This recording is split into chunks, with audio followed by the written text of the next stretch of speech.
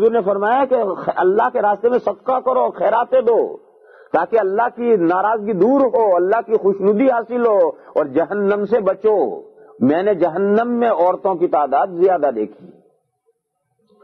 جو حضور اکرم صلی اللہ تعالی علیہ وسلم نے یہ بات بیان فرمائی، تو جب ہم سبق میں کوئی مسئلہ بیان کرتے ہیں تو ہمارے طالب علموں کے سمجھ میں نہیں آتا ہے تو ہمارا طالب علم فوراً کوشچن کرتا ہے، سوال کرتا ہے، اس مسئلے کو پورا گہرائی میں اتر کر کے سمجھنے کی کوشش کرتا ہے۔ تو حضور کے زمانے میں جو عورتیں تھیں وہ تو عیدگاہ میں آئی ہیں مسئلے سیکھنے کے لیے، وہ تو طالب علم ہے درسگاہ کی۔ تو جب حضور نے یہ ارشاد فرمایا تو ایک عورت کھڑی ہوئی، عورتوں کے مجمع میں سے ایک عورت کھڑی ہوئی، حضرت بلال یہ بھی حضور کے ساتھ تھے۔ حضرت بلال یہ کہتے ہیں کہ کون عورت تھی یہ میں نہیں جانتا، لیکن اس کے ڈیل ڈول سے یہ انہوں نے کہا کہ ایک لمبی عورت تھی، لمبے قد کی عورت تھی اور موٹا بھرا ہوا بدن تھا، موٹا بھرا ہوا بدن تھا، لمبے قد کی عورت تھی، اور ایسا معلوم ہوتا تھا کہ جیسے مزر قبیلے کی عورت ہو، میں کون تھی نہیں معلوم، مگر وہ اس حال میں اتنے پردے میں ہے، اتنے پردے میں ہے کہ حضرت بلال اس عورت کو نہیں پہچان سکے کون عورت ہے، اللہ جانے کون ہے۔ انہوں نے پورا نقشہ کھینچا کہ لمبے قد کی تھی، بھرا ہوا بدن تھا، قبیلے مزر کی عورت ہو ایسا محسوس ہوتا تھا، مگر کون عورت کی حضرت بلال نہیں پہچان سکے۔ دیکھو پردہ یہ ہے۔ اس عورت نے کھڑے ہو کر پوچھا کہ یا رسول اللہ، جہنم میں عورتوں کی تعداد زیادہ کیوں؟ کیا وجہ، ریزن کیا ہے؟ کہ اللہ کی مخلوق مرد بھی ہیں عورتیں بھی ہیں، اور مرد اور عورت انسان کے دو پارٹس ہیں، پھر مرد کم عورتیں زیادہ کیوں؟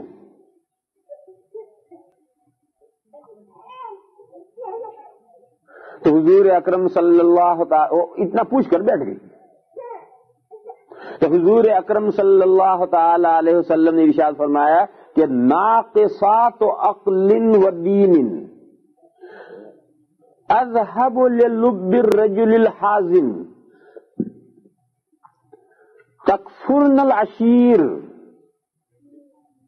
حضور نے فرمایا کہ دیکھو عورتوں میں دو خرابیاں ہوتی ہیں، اس کی وجہ سے جہنم میں ان کی تعداد زیادہ ہے۔ پہلی کمی تو عورتوں میں یہ ہے کہ وہ اپنے شوہر کی کبھی شکر گزار نہیں بنتی، وہ اپنے شوہر کی ہمیشہ ناشکری کریں گی اور ساری دنیا کو تھینک یو کہہ لیں گی، مگر اپنے شوہر کو تو وہ کپڑے دھونے کی تھپکی سے تھینک یو کہیں گی۔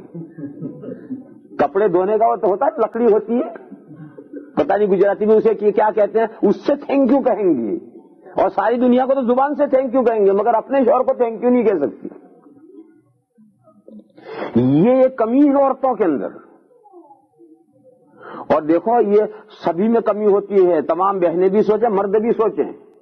دیکھو اگر ہم سڑک پر چل رہے ہیں اور ہمیں ایک آدمی مل گیا اجنبی، اور اجنبی بھی مسلمان بھی نہیں ہے، گورا، اور اس نے ہم سے کوئی بات کی تو ہم بڑے اخلاق سے بات کریں گے اس سے، اور ہمارا بھائی ہم سے بات کرے تو ہم تو تڑاکے سے بات کریں گے، ہمارا گجراتی بات کرے تو ہم ویسے بے رخی سے بات کریں گے۔ یہ تو الٹی گنگا بہ رہی ہے۔ آدمی کو اپنے بھائی سے زیادہ اخلاق کا برتاؤ کرنا چاہیے، اپنے وطن والوں سے، مسلمانوں سے اس کے بعد نمبر ہے، اور غیر مسلم ہے اس سے بھی اخلاق کا برتاؤ کرنا، وہ تو تیسرے درجے کا ہے۔ مگر آج دنیا الٹی ہو گئی ہے، اس غیر مسلم کو جو مسلمان ہی نہیں ہے ہم اخلاق کا سب سے زیادہ مظاہرہ اس کے ساتھ کرتے ہیں، پھر اس کے ساتھ، اور اپنے رشتہ دار کے ساتھ تو تڑاک سے بات کرتے ہیں۔ یہی حال عورتوں میں بھی ہے کہ پرائی عورتوں کے ساتھ بڑی سمجھدار، بڑی شکریہ ادا کرنے والی، ایک جملہ میں 3 مرتبہ تھینک یو کہیں، ایک جملہ پورا کرتے کرتے 3 مرتبہ پلیز کہیں یا تھینک یو کہیں، لیکن جب اپنے باپ کے ساتھ بولیں، اپنے بھائی کے ساتھ بولیں، اپنی بہن کے ساتھ بولیں، اپنے لوگ رشتے، پھر انہیں تھینک یو کی کوئی ضرورت نہیں، بغیر تھینک یو کے بولیں گی، اور اپنے شوہر کے ساتھ بولیں تو پھر تو ان کا تھینک یو کپڑے دھونے کا دندا ہے۔ یہ سارا الٹا معاملہ ہو گیا ہے. یہ وہ معاملہ ہے حضور نے فرمایا تکفرن العشیر، تم اپنے ہسبند کی ناشکری کرتی ہو، اور یہ ہسبند کی ناشکری کرنا یہ تمہیں جہنم میں لے جاتا ہے. ہمارے استاد دارالعلوم دیوبند کے محتمم حضرت مولانا محمد طیب صاحب قدس سرہ تقریروں میں ارشاد فرمایا کرتے تھے، جب یہ حدیث شریف بیان کرتے تھے، فرماتے تھے کہ اگر شوہر، یہ یہاں کینیڈا اور برٹش کی عورتوں کی بات نہیں ہے، انڈیا کی عورتوں کی بات کہتا ہوں، یہاں کی تو بہنیں خود ہی سمجھیں. ہم اپنے ہندوستان کی پاکستان کی وہ بات کہا کرتے تھے کہ ہندوستان پاکستان میں اگر ایک شوہر زندگی بھر عورت کے ساتھ بہترین سلوک کرتا رہے، اس کی ہر خواہش پوری کرتا رہے، اپنی ساری کمائی اس پر خرچ کر ڈالے، قرض لا کر بھی اس کے پر خرچ کر ڈالے، اس کی تمام پہننے کی، کھانے کی، پینے کی تمام ضرورتیں پوری کرتا رہے، اسی میں زندگی گزر گئی. ایک دن اس نے کہا کہ میرے لیے دوپٹہ لائیو. اتفاق سے شوہر کے پاس میں پیسے نہیں، اس نے کہا کہ آج لاؤں گا، کل لاؤں گا. وہ پیسے کا بیچارہ انتظام نہیں کر سکا. آخر اس نے بیوی سے کہا کہ میرے پاس پیسوں میں گنجائش نہیں ہے، اگلے مہینے تنخواہ ملے گی تو لاؤں گا. بس بیوی روٹ کر کے بیٹھ گئی، ناراض ہو کر بیٹھ گئی، اور کیا کوسے گی نہ تیرے گھر آ کر میں نے سوکھ اور چین دیکھا ہی کب ہے. یہاں سے شروع کرے گی کہ تیرے گھر آ کر میں نے سوکھ اور چین دیکھا ہی کب ہے. 2 چیتھڑے اور 2 ٹھیکرے ہی میں نے دیکھے ہیں. تیرے گھر میں تو میں نے 2 چیتھڑے اور 2 ٹھیکرے ہی دیکھے ہیں. یہاں سے شروع کرے گی، اور پوری زندگی بیچارہ شوہر سارے احسانات اس پر کر دیے، ایک جملے میں پانی پھیر دیا کہ تیرے گھر میں آ کر میں نے سکھ اور چین دیکھا ہی کب ہے. یہاں تو 2 چیتھڑے اور 2 ٹھیکرے میں نے پائے ہیں. دیکھو پوری زندگی کا شوہر کا احسان، اس نے اپنی ساری کمائیاں اس پر لگا ڈالی، قرضے لا لا کے اس پر لگا ڈالے، اپنی ساری اس کی ارمانیں پوری کرنے کے لیے اپنی ساری توانائیاں اور انرجی خرچ کر ڈالی، اس پر ایک جملے میں پانی پھیر دیا کہ تیرے گھر میں آ کر میں نے سکھ اور چین دیکھا ہی کب ہے. تیرے گھر میں تو 2 چیتھڑے اور 2 ٹھیکرے میں نے پائے ہیں. یہ وہ ہے ناشکری، یہ ہے وہ عورتوں کی، شوہروں کی ناشکری. تو حضور اکرم صلی اللہ تعالی علیہ وسلم نے فرمایا کہ ایک تو عورتوں کے اندر یہ کمی اور یہ خرابی ہے کہ وہ اپنے ہسبند کی، اپنے شوہر کی احسانات کی شکر گزار کبھی نہیں ہوتی، اس وجہ سے وہ جہنم میں زیادہ جائیں. یہ حدیث سنانے کا مطلب کیا ہے؟ مطلب صرف حدیث سن لینا نہیں ہے میری بہنوں، اس کا مطلب یہ ہے کہ یہ جو کمی ہمارے اندر ہے جو ہمیں جہنم تک لے جا سکتی ہے، یہ کمی اگر ہم میں سے کسی بہن کے اندر ہے تو اس کمی کو دور کرو اور جہنم سے بچنے کا سامان کرو اور جنت میں پہنچنے کا سامان کرو. یہ حدیث سنانے کا یہ مقصد ہے. حدیث سن لی اور ہماری بے ڈھنگی کی زندگی گزرتی تھی ویسے ہی گزر رہی ہے تو پھر کوئی فائدہ نہیں حدیث سننے کا. حدیث سننے کا مطلب یہ ہے کہ آدمی اپنے گریبان میں منہ ڈالے، اپنے آئینے میں دیکھے کہ میرے اندر کمی ہے. یہ جو حدیث میں حضور اکرم صلی اللہ تعالی علیہ وسلم نے کمی بتائی، یہ کمی میرے اندر ہے یا نہیں؟ اگر کوئی بہن یہ سمجھتی ہے کہ میرے اندر ہے تو ابھی وقت ہے، اپنی زندگیاں چینج کرو، اپنی زندگیاں بدلو. اپنے شوہر جو تم پر خرچ کرتے ہیں ان کا احسان مانو، ان کا شکر گزار بندو اور دل سے شکر گزار رہو ان کی. اور جتنا ان کا شکر گزار رہو گی اتنا ہی وہ تم پر زیادہ ہی التفات کرے گا، شوہر زیادہ ہی التفات کرے گا. اور عورت کی بے التفاتی، عورت کی ناشکری وہ تو شوہر کا دل توڑنے والی چیز ہے. دوسری بات حضور نے فرمایا کہ عورتوں کو زیادہ جہنم میں لے جانے والی دوسری بات یہ ہے، حضور نے فرمایا کہ عورتوں کا دین انکمپلیٹ، ان کی عقل انکمپلیٹ، ناقص. عورتوں کی عقل بھی ناقص، عورتوں کا دین بھی ناقص. عورتوں کی عقل بھی ناقص اور دین بھی ناقص، دونوں انکمپلیٹ. کمپلیٹ دین بھی ان کے پاس نہیں ہے، کمپلیٹ عقل بھی ان کے پاس نہیں ہے. مگر عجیب و غریب ان کو فن یہ یاد ہے، اذهب للب الرجل الحازم، نہایت ہوشیار عقل مند آدمی ہو، چٹکی بجا کر اس کی عقل مار دیں گی. پتہ نہیں عقل کی بھی ادھوری اور دین کی بھی ادھوری، مگر بڑے سے بڑے عقل مند شوہر کو ایک چٹکی بجا کر بیوقوف بنا دیں گے اور اس کی عقل غائب کر دیں گی، عقل اس کی اچک لے گئی۔ پتہ نہیں کیا ان کے پاس گر ہے اور کیا ہنر ہے کہ تالی بجائی اور شوہر پاگل۔ شادی ہوتی ہے آدمی، یہاں یہ مثال بھی میں یہاں کی نہیں دیتا کیونکہ یہاں تو شادی سے پہلے الگ گھر بس جاتا ہے، اس لیے میں یہاں کی مثال نہیں دیتا، یہاں کی دنیا ہی الگ ہے، شادی سے پہلے الگ گھر بس آتے ہیں۔ میں اپنے ہندوستان پاکستان کی مثال دے رہا ہوں کہ ہمارے یہاں شادی ہوتی ہے، لڑکے کی شادی ہوتی ہے، لڑکے کے گھر میں دلہن آئی، اب لڑکے کے گھر میں دلہن جب آتی ہے تو کچھ دنوں کے بعد میں ساس بہو کے جھگڑے کھڑے ہوتے ہیں، باسن ہوتے ہیں وہاں بجتے ہیں، جھگڑے بہرحال دنیا میں ہوتے ہیں۔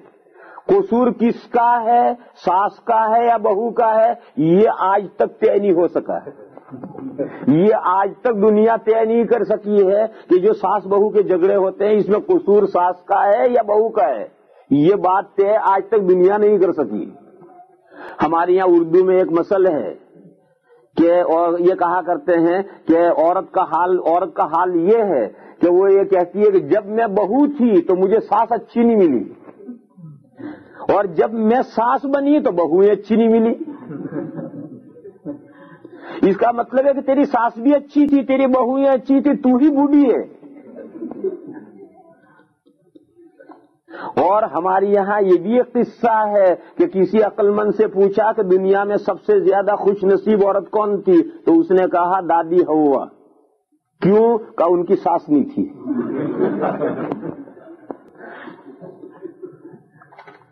تو میرے بھائی اور میری بہنوں، یہ تو مسئلہ آج تک طے نہیں ہوا ہے۔ دیکھو اسلام یہ تعلیم دیتا ہے، سنو بہنوں، اسلام یہ تعلیم دیتا ہے کہ ساری دنیا کا آئینہ ہم ہیں، اگر ہم بھلے ہیں ساری دنیا بھلی ہے، ہم برے ہیں ساری دنیا بری ہے۔ اسلام کی تعلیم یہ ہے، اسلام کہتا ہے خود بھلے بنو، خود بھلے بنو گے ساری دنیا بھلی ہے اور خود برے بنو گے ساری دنیا بری ہے۔ یہ زندگی کے ہر مسئلے میں ہے کہ خود بھلے بنو۔ یہ دنیا گنبد کی صدا ہے، خود بھلا بولو گے بھلا سنو گے، برا بولو گے برا سنو گے۔ اور ہم نے تو اپنی زندگیوں میں اس کے تجربے کر لیے۔ میرے یہاں میرے بچوں کی شادیاں 10 سال سے شادیاں ہونی شروع ہوئی ہیں، 4 بہویں میرے گھر میں ہیں اور سب ساتھ میں رکھتی رہتی ہیں، 4 پوتے ہیں، 2 پوتیاں ہیں۔ آج تک نہ بہوؤں میں کوئی آپس میں بات ہوئی، نہ ان کی ماں کے ساتھ ان کی کوئی بات کبھی ہوئی نہیں۔ تو اس لیے سمجھنے کی بات یہ ہے کہ آدمی اگر بہو خود اچھی بن جائے تو ہر آدمی اس کے ساتھ اچھا برتاؤ کرے گا، اور ساس خود اچھی بن جائے تو ہر بہو اس کے لیے اچھی۔ ہاں یہ بات الگ ہے کہ ساس بہو کو یہ دیکھنا چاہیے، بہو کو یہ دیکھنا چاہیے کہ یہ ماں ہے اور ماں کے جو حقوق ہیں یہی ہے، اس کی اصل ماں وہ تھی، یہ سیکنڈ ماں ہے۔ بس بہو اتنا تصور رکھے کہ میری سیکنڈ ماں ہے، اور ساس کیا تصور رکھے یہ میری بیٹی ہے، میری اپنی بیٹی تو میں نے دوسرے کو دے دی، مگر یہ دوسرے کی بیٹی جو میں اپنے گھر میں لائی ہوں یہ میری سیکنڈ بیٹی ہے۔ ساس یہ سمجھے کہ میری سیکنڈ بیٹی ہے اور بہو یہ سمجھے کہ میری یہ سیکنڈ ماں ہے، یعنی بہو ساس کو ماں سمجھے اور ساس بہو کو بیٹی سمجھے، نو پرابلم، اس گھر میں لڑائی اور جھگڑا نہیں ہو سکتا۔ لیکن دنیا میں ایسا ہوتا نہیں ہے، جھگڑے وگڑے ہوتے رہتے ہیں۔ جب جھگڑے ہوتے ہیں تو اب قصور ماں کا بھی ہو سکتا ہے، قصور بیوی کا بھی ہو سکتا ہے، قصور ابا کا بھی ہو سکتا ہے، قصور شوہر کا بھی ہو سکتا ہے، لیکن شوہر ہمیشہ اپنی بیوی کا ساتھ دے گا، اپنی ماں کو رونگ ہی سمجھے گا، اپنے باپ کو رونگ ہی سمجھے گا، اپنے بھائی بہنوں کو رونگ ہی سمجھے گا۔ اس کی بیوی ہی رائٹ ہے، رائٹ نہیں آل رائٹ، صرف رائٹ نہیں آل رائٹ ہے۔ کیوں؟ وہ رات کو معلوم نہیں کیا منتر پڑھ کر کے پھونکتی ہے، ایسا منتر پڑھ کر کے پھونک دیتی ہے کہ اب اس شوہر کے سمجھ میں ماں کی بات نہیں آتی، ابا کی بات نہیں آتی، بھائیوں کی بات نہیں آتی، بہنوں کی بات نہیں آتی، بس صرف اپنی ہی اہلیہ کی بات ہی اس پر. تو حضور نے فرمایا کہ عورتوں میں یہ عجیب و غریب بات ہے کہ ان کی دین انکمپلیٹ، ان کی عقل انکمپلیٹ، اور ایسا گر اور جادو ان کے پاس کہ بڑے سے بڑا عقل مند ہو، چٹکی بجائے اور اس کی عقل غائب. تو جب وہ عورتوں مرد کو بے عقل کر دیں گی، وہ مرد کو بے عقل کر دیں گے، مرد کبھی صحیح لائن پر چل نہیں سکتا. جب مرد کو انہوں نے بے عقل کر دیا، اب وہ مرد اپنی ماں سے بھی لڑے گا، اپنے باپ سے بھی لڑے گا، اپنے بھائیوں سے بھی لڑے گا، اپنی بہنوں سے بھی لڑے گا، سب کے ساتھ لڑتا کر دیا. کس نے لڑتا کر دیا؟ اس عورت نے. اس عورت نے اپنے شوہر کو سب کے ساتھ لڑتا کر دیا. باپ کے ساتھ لڑتا کر دیا، باپ کے حقوق ضائع. ماں کے ساتھ لڑتا کر دیا، ماں کے حقوق ضائع. بھائیوں اور بہنوں کے ساتھ لڑتا کر دیا، صلہ رحمی ختم. یہ سارے گناہ کس نے کروائے؟ یہ بیگم صاحبہ نے.